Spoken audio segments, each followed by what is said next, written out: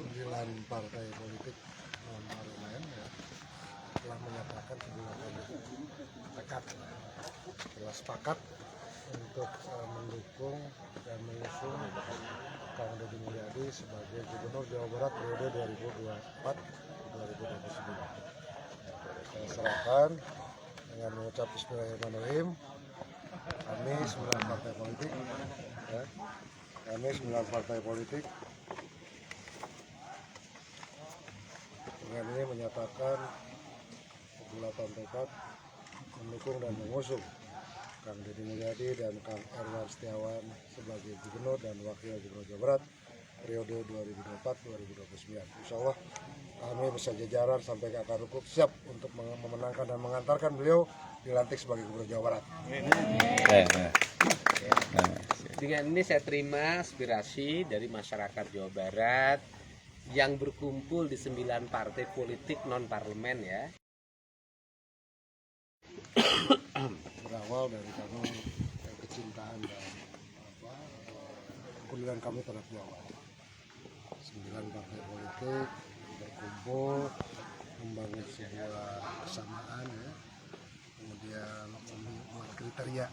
Tahun ini kami 9 partai politik ini murni kesadaran sendiri tanpa ada pesanan pada kami, tanpa ada pesanan membuat sebuah kriteria tentang calon Gubernur Jawa Barat 5 tahun ke depan. Dan alhamdulillah dari kriteria yang kami sepakati itu semuanya bermuara dan merujuk kepada Kang Deddy Mulyadi. Pak, kalau boleh jelaskan dari total 9 partai ini potensi suara yang bisa distribusikan dari hasil pemilu 2024 kemarin sekitar 1,7 juta. Dan akan berapa kali ini? 1,7 juta insya Allah kami aktifasi bisa berlipat-lipat gitu kan. Dan kami ini para pimpinan parpol kan tidak hanya memimpin partai politik saja, tapi banyak potensi-potensi yang ada di belakang kami yang juga kita akan coba salurkan, dorong untuk juga memenangkan beliau pada pilgub besok. Salah satu usulan nih Pak, apa nih aspirasi masyarakat kepada Kang Deddy Mulyadi untuk nanti program ke depan ketika sudah menang? Saya pikir kita tahu, kita evaluasi 5 tahun ke belakang ya, pemerintah provinsi seperti apa, dan kita ingin Pak Deddy 5 tahun harus jauh lebih baik dari berbagai bidang. Ada yang non-parlemen yang nggak ikut nggak?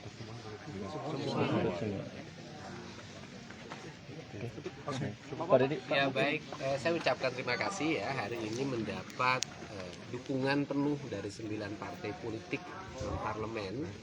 Dan hari ini juga saya mendapat rekomendasi dari Partai Golkar, kemudian mungkin besok dari Partai Amanah Nasional dan Partai Demokrat. Partai Demokrat semestinya malam hari ini, tetapi karena bentrok dengan Partai Golkar saya minta besok, dan besok juga barusan mendapat juga PSI ya dari DPP PSI. Nah kalau melihat dari peta dukungan memang dari partai politik sudah sangat lebih ya. Tetapi jangan membuat kita menjadi jumawa. Justru kita ini hari ini mendapat beban yang berat karena mendapat dukungan besar dari partai politik, maka suaranya pun kan harus besar.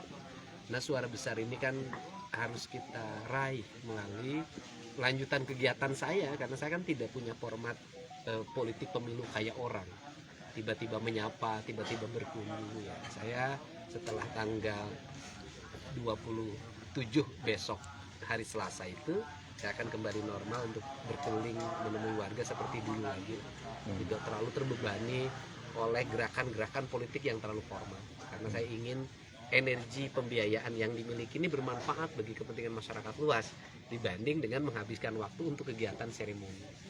Jadi jangan aneh kalau saya tidak kayak orang, ada rombongan mobil pakai branding jumlahnya 50, nanti bertemunya dengan 5 orang. Saya memilih untuk saya cukup bertiga, bertemu dengan 5.000 orang. Pak, untuk nanti hari Selasa mungkin gambarnya sebagai deklarasi dulu atau gimana? Ya memang ada aspirasi ya dari teman-teman partai politik untuk jam 13 itu ada deklarasi dukungan semua partai politik, termasuk mungkin teman-teman nanti kumpul lagi di sana. Kemudian jam 4 sore kita berkumpul dari Stadion Sidoli ya. Sidoli ya, dari Stadion Sidoli, Stadion Persib ya umumnya menyebutnya. Kemudian kita juga berbeda tampilan kita mendaftar ke KPU, lebih muncul nuansa-nuansa euforia rakyat Jawa Barat.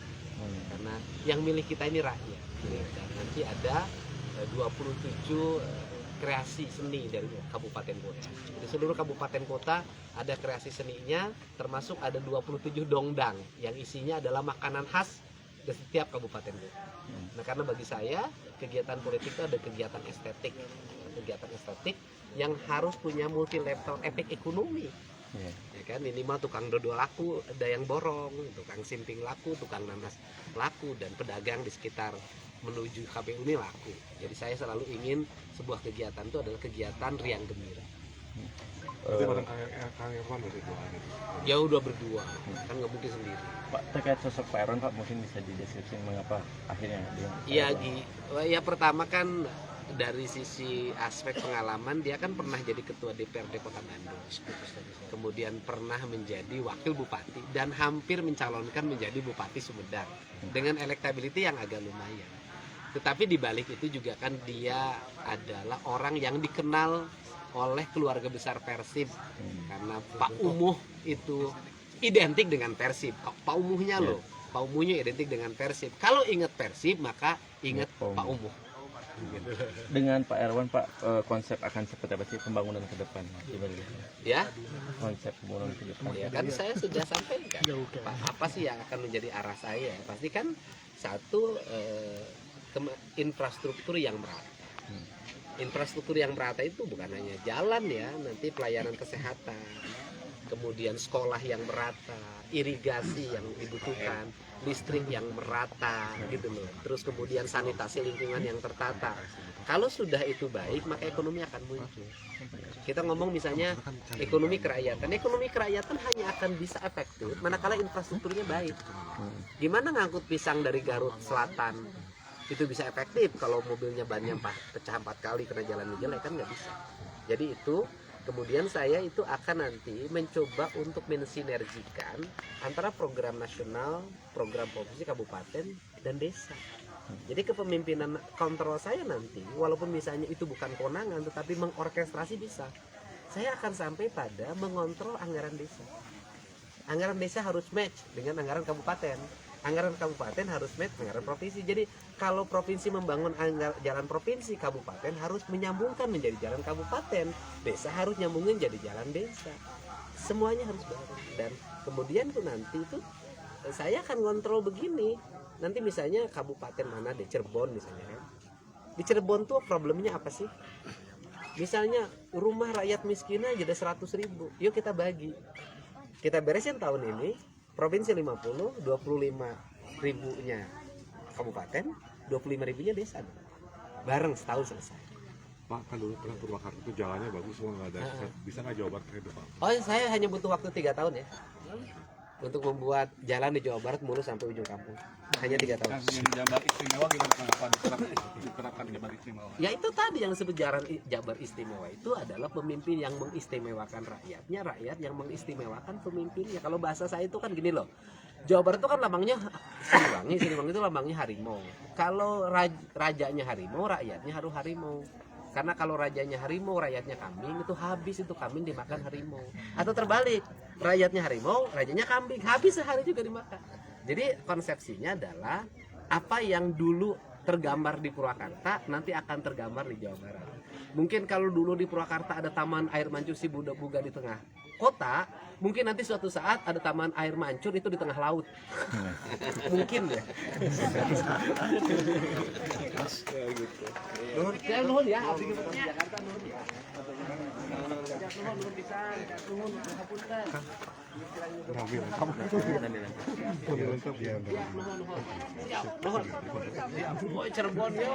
Hayu. Foto bersama.